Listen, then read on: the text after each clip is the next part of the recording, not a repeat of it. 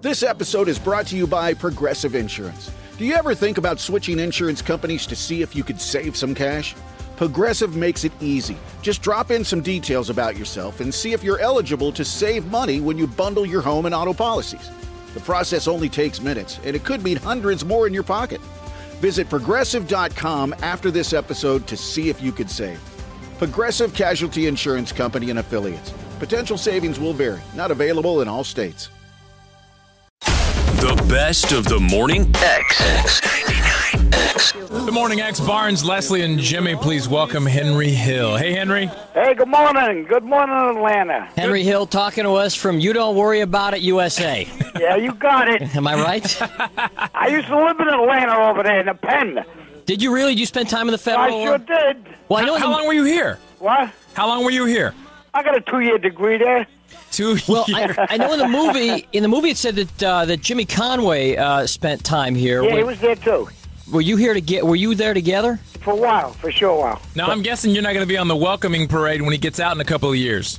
He's dead. Is he dead? Yeah. No, The poor guy died. When did he die? A couple of years back. Did that in some way, when you heard that Jimmy Conway died, and I mean, of course, people who don't know your story don't know the Goodfellas. I mean, your testimony helped put him there for a long time. Did that kind of lift a big weight off your shoulders when you found out he died? I listened. I did 2 rosaries. Okay, well, but still, now are you saying that facetiously? No, not at all. He was an old friend of yours, of course, but Until he wanted to whack me. Until he wanted to whack you. Well, I think everybody probably wanted to whack you after your testimony, though. Well, listen, they wanted to whack me before the testimony. They whacked 11 of my partners. True, I was the only one left. Everybody was gone, yeah. Yeah. So, Henry, you've got the website out, goodfellahenry.com, and you wrote the book Wise Guy. Now, was the reason that you were allowed to profit from Wise Guy because you weren't actually convicted of anything, right? Exactly. I was never even arrested for most of the stuff I talked about in the book. Was it because of your immunity that you got to write the book? Well, yeah, that has something to do with it, a lot to do with it. And I got a new book coming out, a cookbook. A cookbook? Cooking on a Run. Let me guess, a couple pasta dishes in there? That's all it is, cooking on a run. Cooking on the run. Now, I can't be a made man because although my mom's from that side, Carlucci is her maiden name. Dad, no, the Barnes thing will not cut it. Jimmy, you can't be made either. No, but I can't be a made man, but I can do the books. You can do the books. You're an associate. I can be an Hey, associate. listen, I got a connection with Bubba Gambino down there. Bubba Gambino.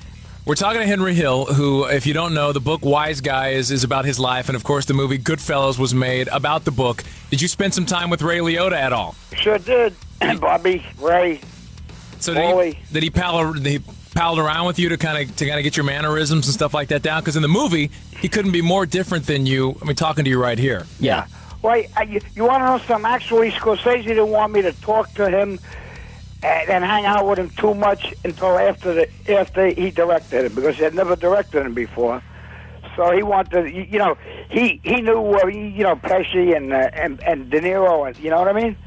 So he let me coach De Niro, but he wanted me to stay away from Ray because he had his way that he wanted to, to direct him. How close to life are the rest of the characters in that movie? 99%. Really? So Tommy was really that much of a maniac? Tommy was worse than that. They toned them down because otherwise they would have got an X rating. Well, what was the worst thing that you ever witnessed Tommy do? Please. Please. Well, I mean, sir, anything that you've talked about in the book, what is something that maybe wasn't in the movie that was just unspeakable? There was a lot of unspeakable stuff that went on. I mean, Tommy used to like to torture them. Tommy was into torture. How? With pliers, electronic devices, anything that could prolong a debt.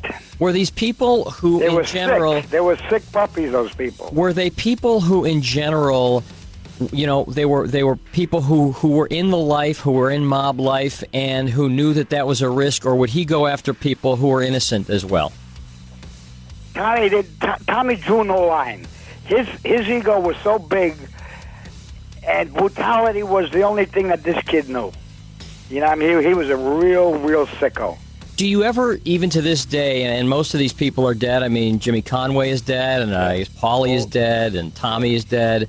Do you ever think to yourself, do you ever have feelings of guilt for violating the omerta? I went through it. It's 21 years. Yeah. Since it took me 10 to 15 years to forgive myself for becoming a rat. Mm-hmm. But it was a process, and I knew I did the right thing the first day I did it. But it took me a long time to to process. I betrayed a way of life. I was brainwashed as a kid, and that's what happens today. With that life, you get brainwashed in it. I mean, you got sucked into that life so young. How old were you? 11 years old. And then, how old were you when you finally testified against your associates? Yeah, but, I started about 36, ended about 46. The government used me good. What was your prime source of income? Everything. Cigarettes? Money. No, but I mean, hustling. Doesn't each guy kind of have an area where, one guy's gambling, one guy maybe cigarettes? I was a bookmaker. We was hijackers. We were, big arm robbers. We did it all. We didn't, we hustled 24/7. Hey, what did that kid, the one that you got to fix the games at Boston College, what was his name? Rick Kuhn? Yeah, did he ever have any fear of getting whacked? Nah. They got a little nervous, at the end when they messed up a couple of games. Yeah, because they started screwing up, and they're screwing with the wrong people. Yeah, they couldn't. We told them they can't play with broken fingers, so they straightened out at the end. Do you think society is naive, Henry, about stuff like that goes on, and that there's probably a lot more than they think? Oh, they're totally naive. I mean, the mafia, organized crime controls so much in this country. I mean, from every garment that you guys wear in Atlanta, you're paying a 35-cent tax on it, for the trucking. The labor, concrete. I could go down the line, gambling, the strip joints. Well, the prisons. You talk about how the prisons were like a country in the club. prison alone.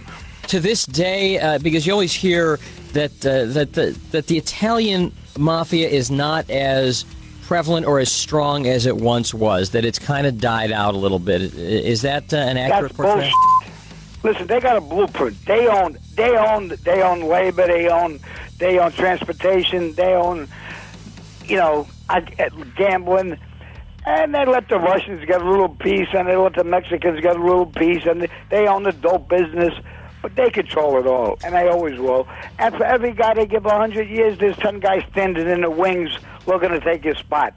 There's more to the story you don't want to miss. More Best of the Morning X is up next on 99X. Bravo TV star Lala Kent holds nothing back. I think the boundaries are getting a little unboundaried, but that's fine. From relationships, it's grabbing coffee with your friends. That is right up my alley. Right? To business and beyond. Where there's history, true friendships, but it's fine. I've also been a rat. I'm obsessed with her. I hate her. Literally the exact same feeling. If you really want to party, you have to have the perfect combination. Give them Lala. Follow and listen on your favorite platform.